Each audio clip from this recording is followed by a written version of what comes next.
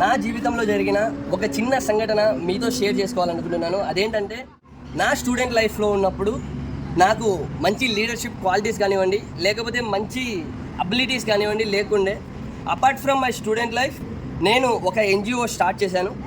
ఆ ఎన్జిఓలో different social service activities, ఒక student లెవెల్లో కూడా ఇలాంటి సోషల్ సర్వీస్ యాక్టివిటీస్ చేయొచ్చా అని చెప్పేసి కడపలో జేబీవీఎస్ అంటే సోషల్ సర్వీస్కి అన్మార్కబుల్ అని చెప్పేసి అలాంటి డిఫరెంట్ సోషల్ సర్వీస్ యాక్టివిటీస్ చేశాము. ఈ ఎన్జిఓ స్టార్ట్ చేసిన తర్వాత నాలో మంచి లీడర్షిప్ క్వాలిటీస్ కానివ్వండి, లేదా మంచి అబిలిటీస్ కానివ్వండి చాలా ఇంప్రూవ్ అయ్యాయి. అలా అని చెప్పేసి నా స్టూడెంట్ లైఫ్ని నేనేం కోల్పోలేదు.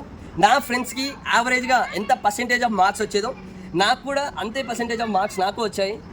దీంట్లో చిన్న డిఫరెన్స్ ఏంట్రా అంటే మన సోషల్ మీడియా వాడేటప్పుడు కానివ్వండి, లేకపోతే మన ఫ్రెండ్స్తో మనం టైం వేస్ట్గా తిరిగే టైంని కానివ్వండి, ఈ టైంని దాంట్లో ఒక 1 అవర్ లేదా హాఫ్ అన్ అవర్ ఆ టైంని మేనేజ్ చేసుకొని నేను సోషల్ సర్వీస్ చేయడానికి యూటిలైజ్ చేశాను.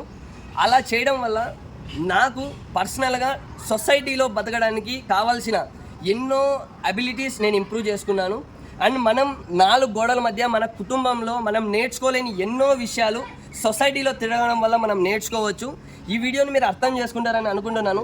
మీరు వేస్ట్ చేసే టైంని, లేదా మీరు సోషల్ సర్వీస్ చేయాలంటే ఏదో కోల్పోవాలి, ఏదో త్యాగం చేయాలి అలాంటిది ఏం లేదు. మనము వేస్ట్గా వృధాగా యూజ్ చేసే టైంని సోషల్ సర్వీస్కి వాడడమే దీంట్లో మనం పెట్టే పెట్టుబడి. అలా చేసినప్పుడు మనం ఎన్నో అలవాట్లను మనం ఇంప్రూవ్ చేసుకోవచ్చు. ఈ వీడియో మీరు అర్థం చేసుకుంటారని అనుకుంటున్నాను. ప్రతి ఒక్కరూ మీరు కూడా మీ స్టూడెంట్ ఏజ్లో కానివ్వండి, మీ ఏజ్ ఇస్ డజంట్ మ్యాటర్, ప్రతి ఒక్కరూ సోషల్ సర్వీస్లో ఇన్వాల్వ్ అయ్యి మీకు తోచినంత, మీరు చేయగలిగినంత సమాజానికి మీరు సమాజ సేవ చేస్తారని చెప్పేసి నేను కోరుకుంటున్నాను. Thank you. జై హింద్.